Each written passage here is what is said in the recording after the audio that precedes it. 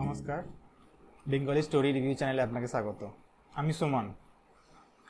আজকে আমরা কোনো গল্প বা উপন্যাস নিয়ে আলোচনা করব না, কোনো বইয়েরও রিভিউ করব না।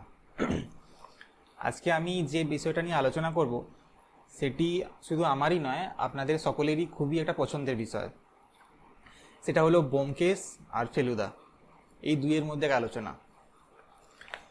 আমরা শরদিন্দু বন্দ্যোপাধ্যায়ের ব্যোমকেশ বক্সী ও সত্যজিৎ রায়ের ফেলুদা, এই দুই চরিত্রের মধ্যে একটা তুলনামূলক আলোচনা আজকে করব। এই আলোচনার মধ্যে প্রথমে আমি যে বিষয়টি তুলে ধরতে চাই সেটি হলো ব্যোমকেশ আর ফেলুদার গল্পের পটভূমিকা। শরদিন্দু বন্দ্যোপাধ্যায় 1932 সাল থেকে 1970 সাল অবধি 38 বছরের মধ্যে 32টি ব্যোমকেশের গল্প প্রকাশ করেছিলেন। তো এই যে টাইম পিরিয়ডটা রয়েছে 1932 থেকে 1970 যে টাইম পিরিয়ডটা রয়েছে, এই টাইম পিরিয়ডের মধ্যে ভারত ও বাংলার ইতিহাসে খুবই গুরুত্বপূর্ণ দুটো ঘটনা ছিল। প্রথম ঘটনাটি হলো 1947 সালে ভারতের স্বাধীনতা আন্দোলন, আর 2 নম্বর ঘটনাটি হলো 1971 সালে বাংলাদেশের মুক্তিযুদ্ধ। তো এই দুই ঘটনারই ডিরেক্ট প্রভাব বাংলার রাজনীতিতে পড়েছিল। অন্যদিকে সত্যজিৎ রায়ের ফেলুদার গল্পগুলো সত্যজিৎ রায় লিখেছিলেন 1965 থেকে 1996 সাল অবধি, অর্থাৎ 31 বছরের এই স্প্যানের মধ্যে তিনি 35টি ফেলুদার গল্প লিখেছিলেন। এই পটভূমিকার যে পয়েন্টটা আছে সেখান থেকেই আমরা 2 নম্বর পয়েন্টে চলে আসতে পারি। সেটা হলো ফেলুদা ও ব্যোমকেশের গল্পে রাজনৈতিক প্রভাব। শরদিন্দুর ব্যোমকেশের গল্পে আমি যে দুটো ঘটনা একটু আগে উল্লেখ করলাম, ভারতের স্বাধীনতা আর বাংলাদেশের মুক্তিযুদ্ধ, এই দুই ঘটনার ডাইরেক্ট প্রভাব ব্যোমকেশের গল্পে কিন্তু শরদিন্দু প্রকাশ করেছেন। আমরা দেখতে পাই যে ব্যোমকেশের অনেক গল্পে বলা হয়েছে যে বাংলায় বিভিন্ন জায়গায় দাঙ্গা হচ্ছে বা পলিটিক্যাল আনরেস্ট হচ্ছে বা বিভিন্ন উদ্দেশ্যে ব্যোমকেশকে ভারত সরকার ডেকে পাঠাচ্ছে। তো এই সমস্ত গল্পে আমরা দেখতে পাই যে তৎকালীন সমকালীন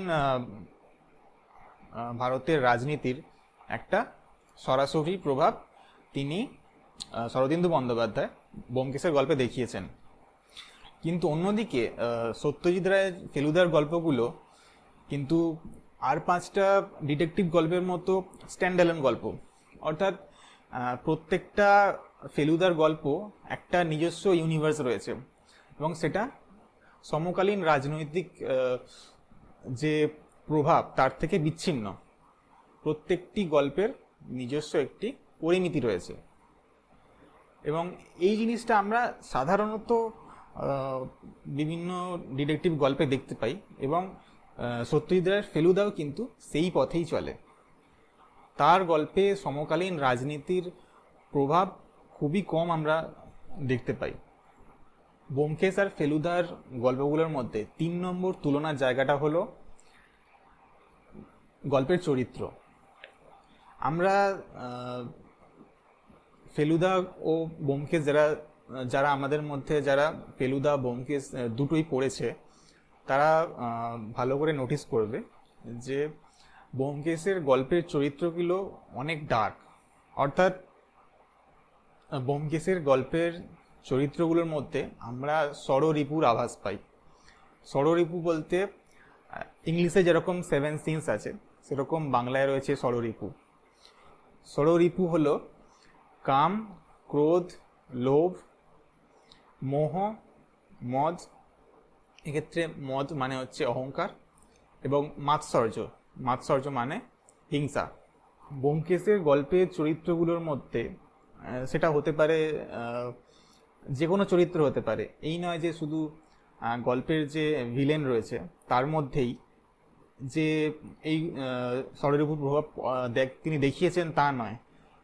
তিনি কিন্তু তার গল্পে ভিলেন ছাড়াও পারিপার্শ্বিক প্রায় সমস্ত চরিত্রের মধ্যেই এই ষড়রিপুর প্রভাব দেখিয়েছেন। অর্থাৎ তার গল্পের চরিত্রগুলো যথেষ্ট ডার্ক। অন্যদিকে আমরা যখন সত্যজিৎ রায়ের ফেলুদার গল্প পড়ি, আমরা কিন্তু সেই চরিত্রগুলোর মধ্যে এই ষড়রিপুর প্রভাব কমই দেখতে পাই। অর্থাৎ ডিটেকটিভ গল্প যখন, সেখানে চুরি, ডাকাতি এবং খুন, আরও অন্যান্য ক্রাইম অবশ্যই থাকবে, তো সেটা তো আলাদা ব্যাপার। কিন্তু সত্যজিতের ফেলুদার গল্পগুলো কিন্তু যখন আমরা পড়ি, তখন আমরা প্লেজেন্ট ওয়েতে পড়ি। অর্থাৎ তিনি গল্পের চরিত্রগুলোকে একটা প্লেজেন্ট ওয়েতে তুলে ধরেছেন। এই ডার্ক ব্যাপারটা যেটা শরদিন্দুর ব্যোমকেশের মধ্যে রয়েছে, সেই জিনিসটা কিন্তু সত্যজিৎ রায় ফেলুদার মধ্যে অতটা তুলে ধরেননি। সত্যজিতের ফেলুদার গল্পে চরিত্রের জটিলতার থেকে ঘটনার জটিলতা বেশি। অন্যদিকে শরদিন্দুর ব্যোমকেশের গল্পে ঘটনার জটিলতা তো আছেই, তার মধ্যে প্রত্যেকটি চরিত্রের মানসিক জটিলতা এবং তাদের মধ্যে লোভ, ঘৃণা, কাম, হিংসা, এই জিনিসগুলো ভরে ভরে তিনি দেখিয়েছেন। শরদিন্দু তার গল্পে প্রত্যেকটি চরিত্রকে যেন জাজ করছেন, তিনি প্রত্যেকটি চরিত্রের ইনসাইট আমাদের সামনে তুলে ধরছেন। কিন্তু সত্যজিৎ তার ফেলুদার গল্পগুলোর মধ্যে যে চরিত্রগুলোকে তুলে ধরেছেন, সেই চরিত্রগুলো কিভাবে রিয়্যাক্ট করছে, কিভাবে কাজ করছে, সেটাকে তিনি অ্যাজ ইট ইজ বলেছেন। অর্থাৎ তিনি ফ্যাক্টটা বলেছেন, তিনি কিন্তু চরিত্রগুলোকে জাজ করে তাদের ইনসাইট আমাদের সামনে তুলে ধরতে চাননি। 4 নম্বর তুলনার বিষয়টি খুবই গুরুত্বপূর্ণ। এটা আমি শরদিন্দু আর সত্যজিৎ রায়ের যত গল্প পড়েছি, তার অনেক গল্পের মধ্যেই এই জিনিসটা আমি নোটিস করেছি। সেটা হচ্ছে, শরদিন্দু বন্দ্যোপাধ্যায়ের অন্যান্য গল্পগুলোর মতো ব্যোমকেশের গল্পতেও নারী চরিত্রের প্রভাব কিন্তু খুবই বেশি। অর্থাৎ আমি একটু আগে যে বললাম ষড়রিপুর কথা, তো ব্যোমকেশের গল্পগুলোতে কোনো একটা নারী চরিত্রকে কেন্দ্র করে আরও অন্যান্য যে পুরুষ ও নারী চরিত্র রয়েছে, তাদের মধ্যে এই ষড়রিপুর প্রভাব এবং চাওয়া পাওয়া আর আরও অন্যান্য মানসিক জটিলতাকে তিনি তুলে ধরেছেন। এবং এই সব কিছুর মূলে রয়েছে কোনো না কোনো নারী চরিত্র, সেটা একটি হতে পারে অথবা একাধিক হতে পারে। সত্যজিৎ রায় ফেলুদার গল্পে কিন্তু আমরা নারী চরিত্রের প্রভাব দেখতে পাই না বললেই চলে। ফেলুদার গল্পে প্রধান চরিত্র যারা রয়েছেন, ফেলুদা, তোপসে, লালমোহন বাবু, এদেরকে বাদ দিয়ে আরও প্রত্যেকটি গল্পে যে অন্যান্য চরিত্রকে তিনি ফুটিয়ে তুলেছেন, তাদের মধ্যে মধ্যে মানে গুরুত্বপূর্ণ নারী চরিত্র কিন্তু আমরা খুব কমই খুঁজে পাই। এবং সত্যজিৎ রায়ের গল্পগুলোর মধ্যে এরকম একটা বাইফার্কেশন রয়েছে যে তিনি ছোটদের জন্য যে গল্পগুলো লিখেছেন আর বড়দের জন্য যে গল্পগুলো লিখেছেন, তার এই দুইয়ের মধ্যে একটা পার্থক্য দেখা যায়।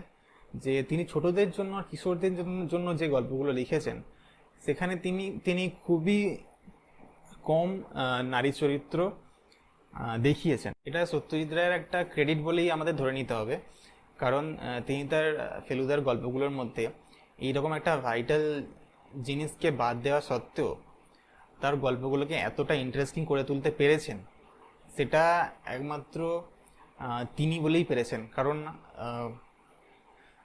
নারী চরিত্র বাদ দিয়ে কোনো সাসপেন্স বা থ্রিলার বা ডিটেকটিভ গল্প লেখাটা খুব একটা সহজ ব্যাপার নয়, কারণ আমরা লেখার একটা মূল রসদ বাদ দিয়ে দিলাম। অর্থাৎ রান্না করতে গেলে আমাদের অনেক রকম মশলার প্রয়োজন হয়, তো তার মধ্যে প্রধান কোনো একটা জিনিস যদি আমরা বাদ দিয়ে দিই, তাহলে সেই রান্নাটা করলে মোটেই ভালো খেতে হবে না।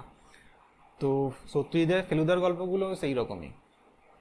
একটা আমাদের সমাজের একটা মেন অ্যাসপেক্টকে বাদ দিয়ে তিনি এত আকর্ষণীয় গল্প এভাবে লিখে লিখে ফেলতে পেরেছেন এবং মানুষের সেটা পছন্দ হয়েছে, সেটা সত্যি একটা ক্রেডিটের ব্যাপার। 5 নম্বর তুলনার জায়গাটা হলো ব্যোমকেশ আর ফেলুদার গল্পের আবহ। আপনারা যারা জানেন না তাদের জন্য বলি, শরদিন্দু বন্দ্যোপাধ্যায় নিজে একজন প্রফেশনাল স্ক্রিপ্ট রাইটার ছিলেন। তিনি মুম্বাইতে অ্যাজ এ স্ক্রিপ্ট রাইটার কাজ করতেন।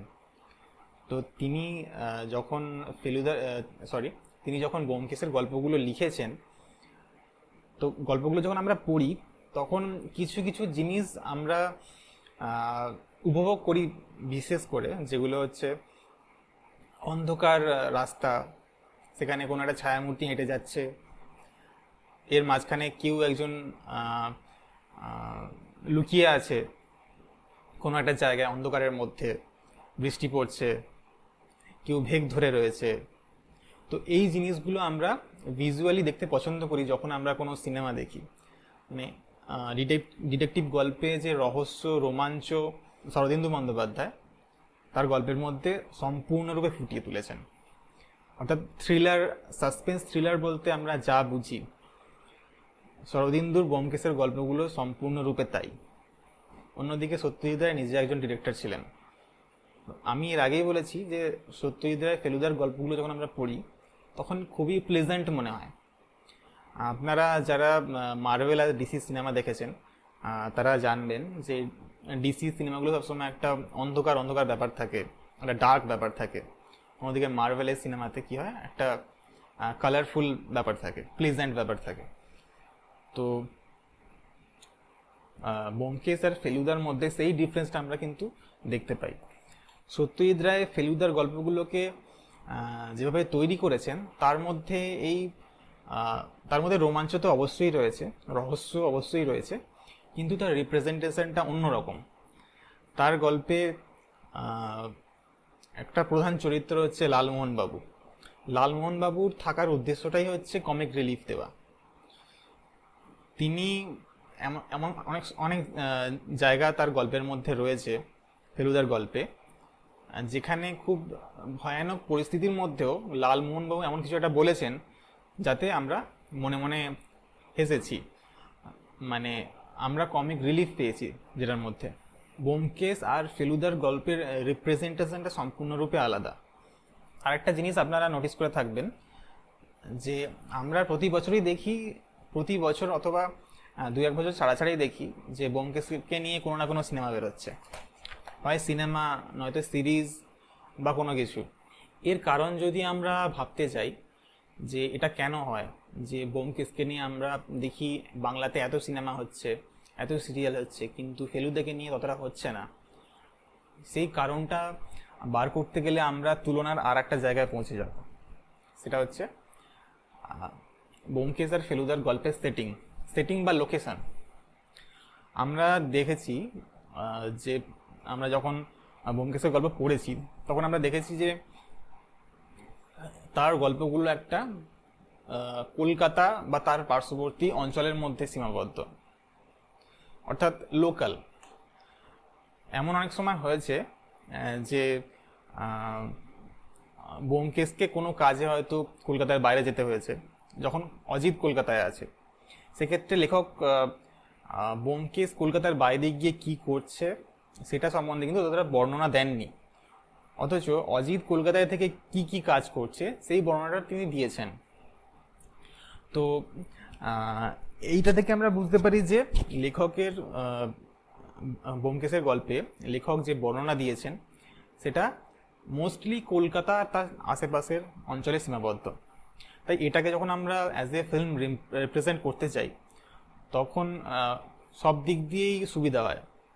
এক হচ্ছে খরচা কম হয়, এফোর্ট কম লাগে। একটা ফিল্ম বানাতে গেলে ক্রুকে এক জায়গা থেকে অন্য জায়গায় নিয়ে ট্রাভেল করা, সেটা অনেক ডিফিকাল্টির জায়গা। তো ব্যোমকেশের সিনেমা বানাতে গেলে কিন্তু এইটা একটা সুবিধা আছে। অন্যদিকে সত্যজিৎ রায় ফেলুদার গল্প যদি আমরা পড়ি তো দেখব 70% গল্পের সেটিং কিন্তু কলকাতা থেকে বাইরে। লন্ডন, নেপাল, দার্জিলিং, সিকিম, গ্যাংটক, এই রকম বিভিন্ন জায়গায়, ভারতের বিভিন্ন জায়গায় তিনি তার গল্পের সেটিং তৈরি করেছেন। সেই জন্য আমরা দেখেছি যে সত্যজিৎ রায় নিজে মাত্র দুখানা ফেলুদার সিনেমা তৈরি করতে পেরেছিলেন। এমনকি সত্যজিৎ রায়ের ছেলে সন্দীপ রায় আহ, সম্ভবত 3টে কি 4টে ফেলুদার সিনেমা তৈরি করেছেন, এবং এরা দুজনেই যা করার করেছেন। অন্য কোনো ডিরেক্টর কিন্তু ফেলুদাকে নিয়ে সেরকম কাজ করতে পারেননি। তার কারণ একটাই, যে বাংলাতে বাজেট কম হওয়ার জন্য ফেলুদার সিনেমা তৈরি করতে গেলে যথেষ্ট এফোর্ট দিতে হবে। এছাড়া আমি বলবো সত্যজিতের ফেলুদার গল্পগুলোর মেন ইউএসপি কিন্তু এগুলো হচ্ছে প্রচণ্ড ইনফরমেটিভ। অর্থাৎ ফেলুদা যখন তার কাজের জন্য বা অন্য কোনো কারণে কলকাতা থেকে বাইরে ট্রাভেল করে, তখন সেই সেই জায়গাগুলোর ইতিহাস সম্বন্ধে সব রকম ইনফরমেশান কিন্তু আমরা পাই। ইনফরমেশানগুলো আমরা পাই বেসিক্যালি তোপসের থ্রু দিয়ে, কারণ তোপসের বয়স কম এবং তার জানার ইচ্ছা প্রবল, প্রচণ্ড কিউরিয়াসিটি। তাই সে নানা রকমভাবে ফেলুদাকে কোয়ারি করতে থাকে, এটা কি সেটা কি, এবং সে কোয়ারি না করলেও ফেলুদা নিজে থেকেই তোপসেকে জানানোর উদ্দেশ্যে বিভিন্ন ইনফরমেশান দিতে থাকেন। তো পার্সোনালি আমি যখন ফেলুদার গল্প পড়ি, তখন আমার একটা উৎসাহ থাকে যে আমি যখন ফেলুদার গল্প পড়ব, তখন বিভিন্ন জায়গার সম্বন্ধে, বিভিন্ন জায়গার ইতিহাস সম্বন্ধে, জিওগ্রাফি সম্বন্ধে নানা রকম ইনফরমেশান আমি পাবো। তো আমার মনে হয় সত্যজিতের ফেলুদার গল্পের প্রধান আকর্ষণ হচ্ছে এই ইনফরমেশানগুলো। ব্যোমকেশ আর ফেলুদার যদি আমরা গল্প ভালো করে খুঁটিয়ে পড়ি, তো আরও অনেক পার্থক্যের জায়গা আমরা তুলে ধরতে পারবো, খুঁজে বার করতে পারবো। কিন্তু আমার মনে হলো যে এই 4-5টা যে পয়েন্ট আমি বললাম, এগুলোই আমার মনে সবথেকে বেশি স্ট্রাইক করে। তো এগুলো সম্পূর্ণরূপে আমার পার্সোনাল ওপিনিয়ন। তো আপনারা হয়তো এর ব্যাপারে একমত নাও হতে পারেন, কিন্তু তা আমার মনে হলো যে এটা নিয়ে আমার ডিসকাস করা দরকার। সেই জন্য আপনার সামনে আমি এই তুলনার ব্যাপারটা তুলে ধরলাম। আশা করি আপনাদের এই ভিডিওটা ভালো লেগেছে। ভিডিওটা কেমন লেগেছে আপনারা অবশ্যই জানাবেন। আর আমি শিগগিরই আবার অন্য একটা ভিডিও নিয়ে আপনার সামনে উপস্থিত হব। ধন্যবাদ।